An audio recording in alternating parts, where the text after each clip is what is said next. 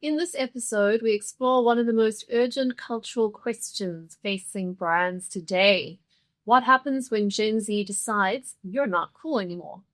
Luc van der Spuy is a senior strategist at the Culture Foundry, specializing in youth culture, consumer insight, Pan-African research across industries, including retail, FMCG, telecommunications, pay TV, sports broadcasting, and nightlife behavior. So today's conversation will unpack how Gen Z is shifting from being really the mysterious new generation into the mainstream, and what that means for brands trying to remain culturally fluent, not just platform fluent, but culturally fluent. My name is Bronwyn Williams, and let's get into it with Luc.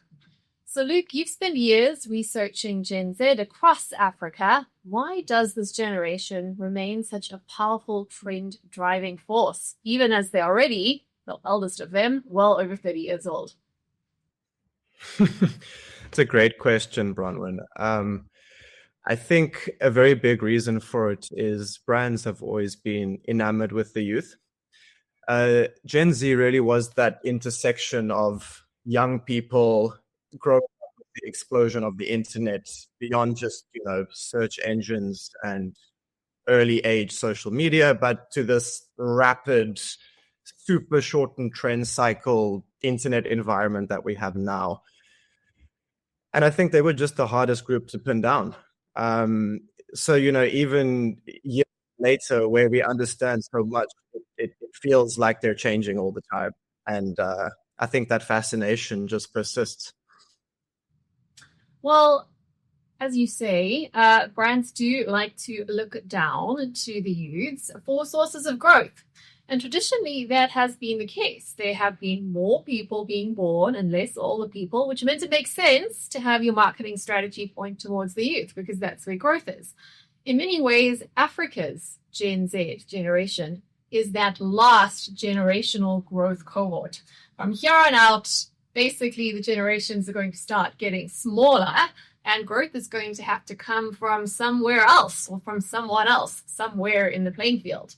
So that's one perhaps nuance that not all brands have fully taken cognizance of, just how the youth growth assumptions are playing out. But what other misunderstandings do marketers and brands have about Generation Z in practical terms? Not, of course, the usual stereotypical terms when we get into generational cohorts, but in those practical numbers like I've outlined. Yeah, I think in my experience, it falls into sort of two camps. You get over-focusing on the extremes, which I think we touched on in a previous conversation.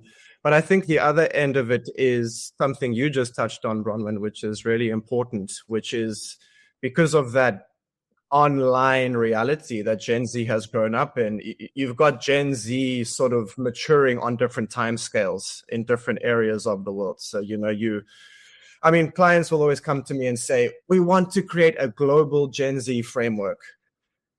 And we always have to say to them, that's nice, but let's rather make you a global timeline. And then we can plot on that timeline where your market is compared to the most sort of mature manifestation of Gen Z. But I think also, just on that extreme end, it's such a mysterious generation. There's been so much research done. We get the headlines like Gen Z doesn't drink anymore, and then alcohol brands go into a panic. And I think we make a lot of decisions based on those sweeping statements, and we often lose the individuals, the normal people who maybe aren't as exciting, aren't as active on social media, but are there and want to be seen by brands too.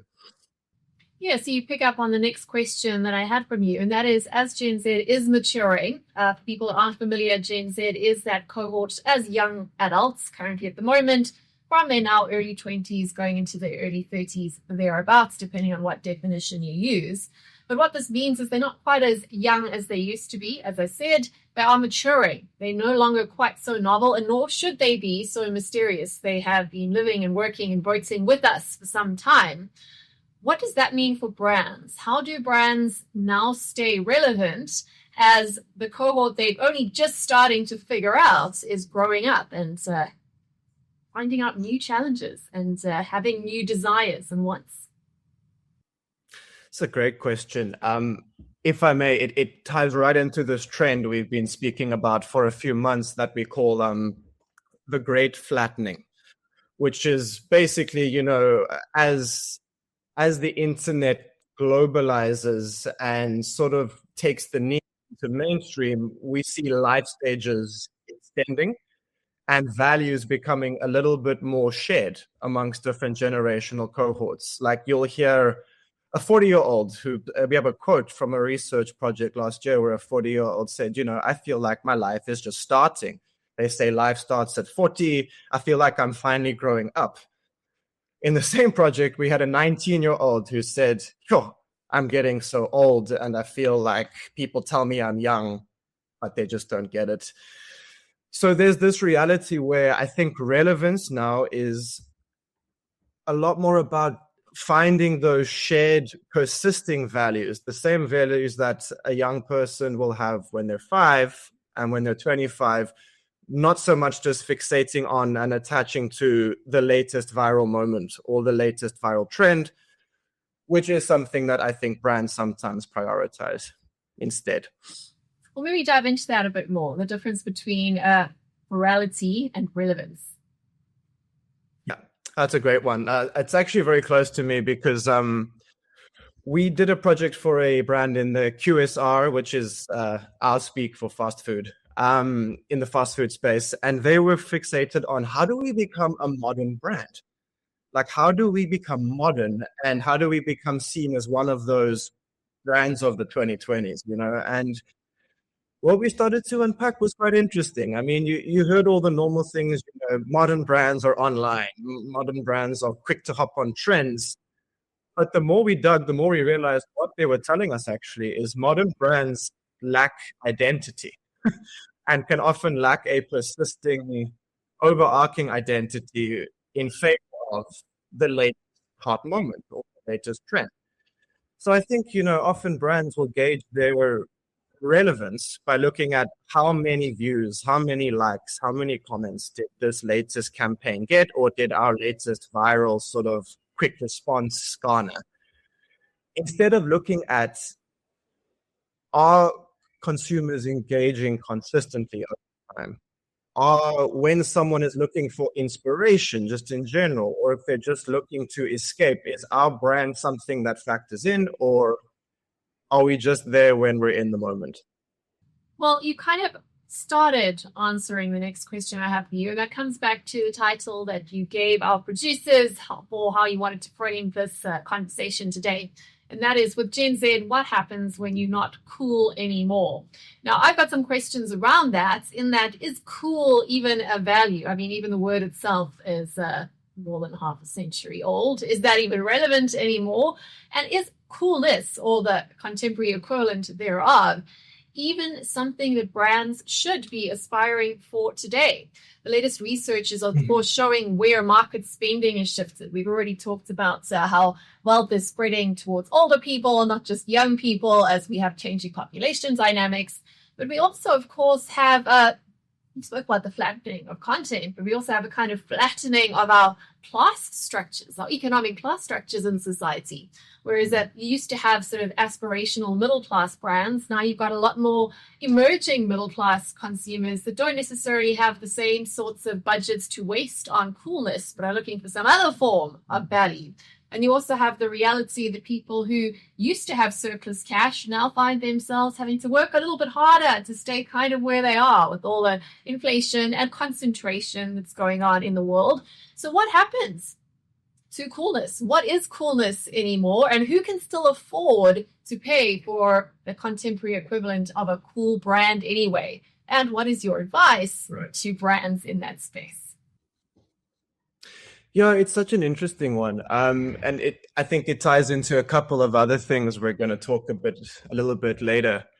But, first of all, there's this idea that aura is the new cool. So if you talk to, a Gen Z, even the older segments of Gen Alpha, it's all about aura now. I'm definitely sounding a bit old here, trying to use the lingo.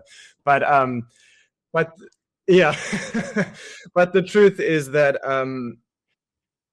we're definitely seeing a shift, which is definitely driven by the macro environment, the economy being what it is, the world just being a little bit uncertain. But that coolness, that aura is definitely becoming a little bit more intrinsic. And, that's not to say that people are totally non-materialistic, rather just to say that, it's not the entire story. Like now, that aura often comes from maintaining your composure regardless of what's happening around you. Like, it might sound a bit silly, but even being at a really amazing venue, you're invited into VIP, but not showing that this is like some incredible thing for you. You maintain your composure, you maintain your aura. So in terms of how people are navigating that now, I think it's a lot more about how you use what you have access to and how you construct your own sort of personal identity around that. But critically, and I think this is very important, is Gen Z lives in an era of identity booklets. You can go onto TikTok right now and search how to be a soft girl, how to be the groove king. And you will literally get these visual outfit guides, mannerism guides, facial expression guides, like to curate your identity. And so that aura often comes from avoiding that and actually creating your own identity, because people very quickly, young people specifically, start to see through those curated identities, and it doesn't fool them anymore. And I think what's also happened is they've been let off the hook. They're no longer feeling the pressure to be the cool generation, to lead the trends, especially the older ones. And for them, it's almost like, gosh, now I can actually kind of just like put the phone down. I can focus a little bit more on myself, on my values. And that's often where that aura is coming from as well, is reconnecting with yourself, showing up in the real world with your people. And what that means for brands, I think, is to not lose sight of where Gen Z is at on their journey right now. They're at that critical stage now of sort of leaving the chronically online or finding how the real world fits into the chronically online. And I think brands almost have a role to help them bridge that, to like help them get grounded again, help them get ready and to cope with not being the cool generation anymore. Yes, well, something we all have to learn as we get older. We all get to be cool and young for a bit and then have to move on. But I want to dive into what you said there. You spoke a little bit about the chronically online and how we make assumptions based on what we see and who we see, and it's not necessarily what's going on under the hood with actual wallet share and actual spend market. I also want to pick up on one of the quotes that I was given of your work coming into this, which is around how premium is shifting from price to image, emotion, and lifestyle. So I'm going to challenge you on that a bit, because this is something I hear a lot from the Think class, the brand strategists who congregate on LinkedIn. But based on my real world observations, how much of that is a theory and how much of that is actually practice?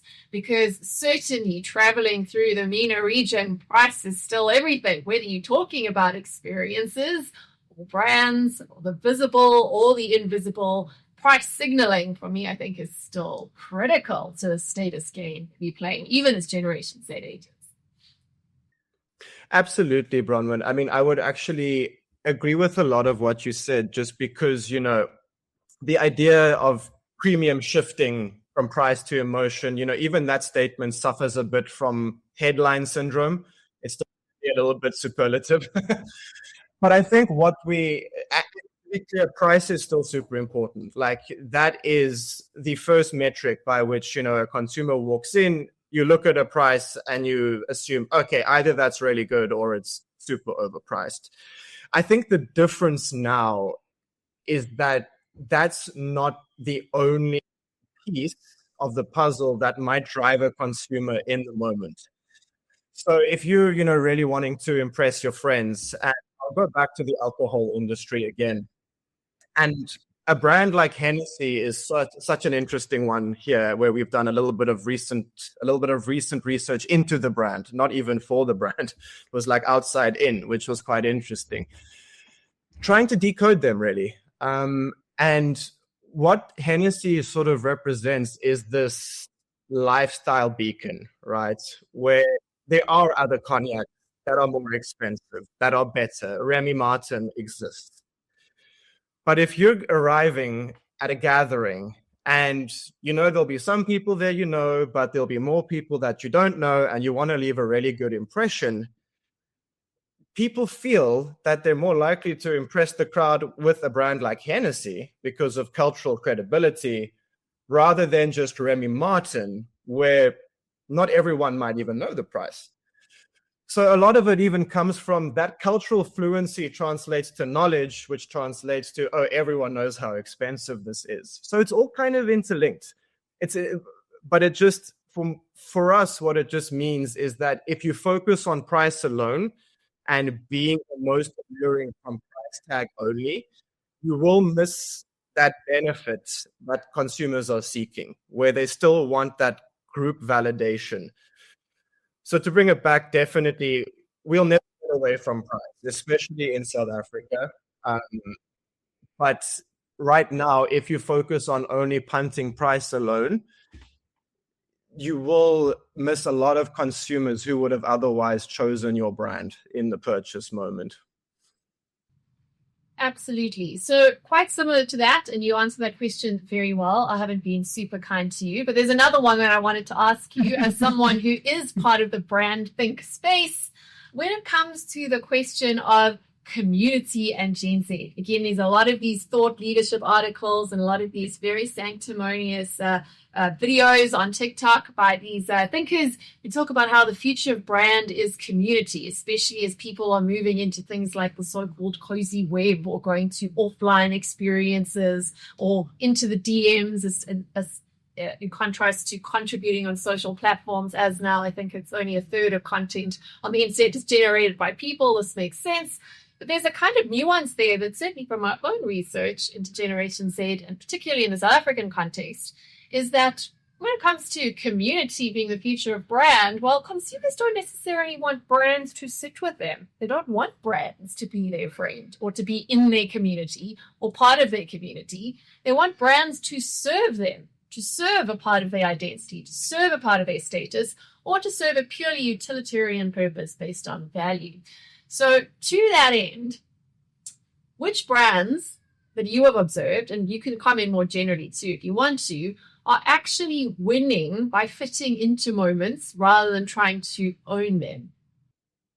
Mm-hmm. So such a great question. And we actually did research on this so recently, looking, because there's such a fine line, right? It's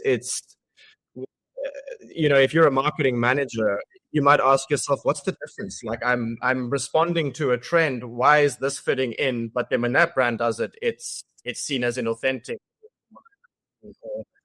So it's a wild landscape to navigate for sure. But I mean, if I think back to some winning examples, and this is just off the top of my head, and for some reason, a lot of them in the skincare realm, but I'm thinking of brands like Vaseline, local heroes like Vaseline, or even more recent new age brands like Lilive. Again, I don't know where this skincare is coming from, but the difference I think with those brands is they stay a part of the conversation, but only when they hear their consumers speaking about something that they know they could answer or provide some more information for. So, you might pick up that there's a lot of focus on psoriasis right now, skin issue, for example. Brands like Vaseline are just quite key at either knowing when and how to respond to people, knowing how to launch new products like CeraGlow that just align with the conversations people are having at that moment. But then also, if you look at a brand like Lilive, they like to put forward this idea of taking the science of Korean skincare, but combining it with the power of African botanicals. Whereas if you look at other brands that, just want to retweet the next thing, or you just want to make a viral TikTok with your staff members because that's what you're seeing other kids do, that is quite quickly picked up on as a play for engagement. And you're completely right. People don't want brands to be their friends. Like they, even the idea of talk like me is such a fine line, because it's like, there was the whole Spuy craze a few years ago. And then suddenly everyone was using Spuy and people were like, whoa, stop, please. So I think, look, a big part of it is luck, being one of the first ones there, which obviously luck informed by sort of tactical research that you've done like very far in advance to prime yourself. But another part of it just comes from, I think, doing enough either research or speaking to your audience enough that you actually know when there is a space for you to contribute. And I'm racking my brain here a bit even to think of some other local examples, but even like, McDonald's collaborating with Galaxy Boy, local Joburg fashion giant.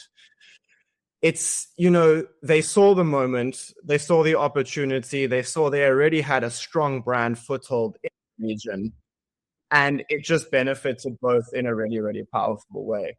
So I don't know if I've answered your question exactly. I'm struggling to think of some of these other brand examples, but it's really just about understanding when you've actually been invited to the conversation. And you can only know that by actually understanding your customers. Great advice. Very similar to that, staying in the vein of cringe and capitalizing on conversations. Talk to me about Gen Z and AI cringe. So young people and technology, they do tend to go together. We know young people, early adopters, because that's the way the world works and that's how career pushes you, and that these are tools available to you. But at the same time, just like you can be quite jaded when it comes to, involving yourself in people's conversations uninvited, the line between AI efficiency and the kudos of being an early adopter is very closely balanced with cringe and slop and all these other things that can actually alienate your customers rather than make them think that you are super relevant and on top of the future. So talk to me about your perspective and your research. If you've got client case studies too, great. When it comes to the intersection of Gen Z, brand, and AI, who's getting it right, who's getting it wrong, and what are the things we need to look out for? Yeah, it's such an interesting one. I think, like I touched on a little bit earlier, there's this real contradictory dynamic here where it's, I've actually spoken to a lot of young people who say they feel a bit overwhelmed because, if you don't use AI at university, for example, you very quickly feel left behind by your peers who are. It's day one of the assignment being handed out to you, and all your friends are done because they've all used AI, and now they're all going out for drinks. And you're sitting there going, do I want to give this an actual attempt, or do I just do what they're doing? So there's this real peer pressure element and this fear of not FOMO, but fear of being left out, like a fear of like missing something really powerful. And I think you see that then reflected in the comment sections of social media posts, where I'm not going to mention specific brands. I don't want to throw shade at anyone, but I've been shown a lot of examples of local insurance brands, local telecoms, local internet providers who, will make these sponsored social media posts that are so clearly AI generated. And all the comments are just these young people going, AI slop, get this AI slop off my feed. Those are the same young people, though, who are struggling with this university temptation, or this general temptation. So I think the first thing brands need to realize is you're not going to dupe your consumer, especially if your consumer is Gen Z. Like, we are getting to a very scary point with AI video where I think within a year, a very good amount of us are not going to be able to tell the difference. But as things stand, young people are very adept at identifying this. So I think we have a sort of phrase we use at the Culture Foundry where we say, humans with AI, or we say it's not humans versus AI, humans with AI will outpace humans without AI. And I really think that Gen Z is sort of at the forefront of actually creating what that looks like what that sort of human AI collaborative sort of partnership looks like. They're going to sort of be setting the examples when they have kids one day. They're going to tell them, this is how you use it to make your life better. I mean, we've already seen people use it, these young people using AI to send them daily to-do lists, like at 8:30 in the morning, to help them stay on top of their days. So where people don't have an issue is if, brands are using AI to brainstorm, you're using it to soundboard, really if it's internal. The simple truth is they just don't want to see it. They don't want to see the AI pictures. They don't want to see the video. They don't want to see the M dashes. They want it to feel human. It's almost like, just. So, like most magic, it's supposed to fall into the background. Exactly. No, so I think it's I think I might have mentioned it to you before, but there was a whole hoo-ha around the video game awards last year because two of the games that won the really big awards sort of got called out for using AI. But this is where we actually see that young people actually almost have a bit of a panic response and sometimes overreact, because when the studios came out and explained what they were doing, they said, actually, we were just using it conceptually to brainstorm, and everything in the final product is human made. But that backlash persisted for months. It's quite hard to mitigate that perception once it's there. So it's really, I think, transparency is a little bit of a piece of the puzzle too. Like just being able to actually be quite honest with your audiences about where AI factors into the usage. If you're questioned on it, no one's saying just every brand must come out tomorrow and make a whole series of posts about how they use AI. But it's definitely, people I think are also looking to brands to lead with responsible AI usage. Like if you, my favorite brand, are firing your lead designer to replace it with AI, that's like a huge red flag for me, and it doesn't bode well. So I think people are also hoping, young people are hoping brands will do the right thing, prioritize human talent, and show us what responsible AI usage looks like. Okay, a bit of a side question. I don't think I'm supposed to ask you this, but while we're here, I think it's super relevant to AI and Gen Z. And maybe you have a view, maybe you don't. And that is, what do you think the end game is when it comes to the dynamic between customers and brands when you've got AI in the middle, intermediating those relationships? Some futurists and trend analysts are saying this is pushing power back to the consumer, and personal agents will be able to cut brands that don't give them what they want out of the loop. And others are already observing things like adversarial or surveillance pricing models that are effectively putting power back into the hands of brands. So from your perspective as a strategist, what should be brands be aware of when it comes to that dynamic between customer power? Because you've spoken about customer power here, like customers being turned off by AI. But if they're turned off by it, but they're still buying from it, what's really happening behind the scenes when it comes to that power dynamic there? Yeah, I'm really happy you asked that, actually, because I think if you zoom out just even a few years, like take the advent of Uber and the advent of, all of those sort of the sharing economy sort of the whole app revolution. One of the biggest things people started to say in those early days was, wow, I can't talk to a person. I can't talk to a person with my problems. I mean, if your Uber Eats doesn't arrive, good luck speaking to someone on the phone and trying to get a refund, Yeah, we all know that very well. So I think when you said end game, I immediately thought of that. And I thought of how, if you're a brand and you're trying to save, I can understand how it might make sense to you to go, sure, we can eventually completely cut this customer service sort of department and have it all AI driven.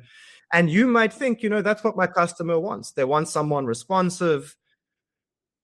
But I think for many people, just listening to what people are saying, it's going to just feel like another layer between them and a real person who can actually solve their problems. And it's not black and white. There's small complaints that I think AI will be great at handling. If you need to change a detail on your account, or if you were charged for something and you need a quick reversal, I think AI can handle that. But people still, even now, want to talk to people and want to feel validated by people. And I think that what young people are worried about is that they're going to get to a point where brands on the internet are almost like these islands of self-sustaining, self-managing entities that, an AI manages your social media profile, an AI generates posts based on like deep algorithm knowledge, an AI is responding to things. And I think people see that and they think of the dead internet theory and they go, no, we don't want that. So to answer your question, I think it's a massive acceleration of that dead internet theory, this potentially. And I think it's only going to increase the desire for humans to want to speak to other humans, the more that AI is involved in brand communication processes.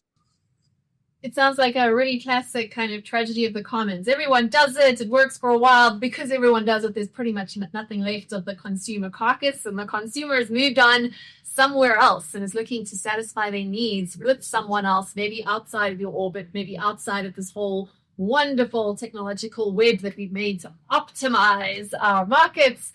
We're going to have to get back to the basics of connecting with people on their terms, but without being creepy predators preying into other people's social circles. It's a really delicate dance, but that's where you come in. That's why we have brand strategists and cultural research companies like yourselves to help brands navigate this balance between technology and humanity, between being cool and being credible, and all these different nuances that we have to figure out to play in this strange new world we're all building together. And I'm going to wrap it up here. It's a wrap on today's episode, except for one question, which we always like to ask our guests. And that is, when it comes to the future of brands, what is your biggest prediction for the future? And here I'm going to add on a bit more nuance for you, especially, and that is, as Generation Z is getting older, of course, there is always another generation hot on their heels. In this case, it would be Generation Alpha, who is now already well into their teens. What are your predictions about what's going to change next with the next generation as Gen Z takes on that big brother, big sister role? That is such a good question. I'm a little on the spot here, but I'm going to take a second to just think about it.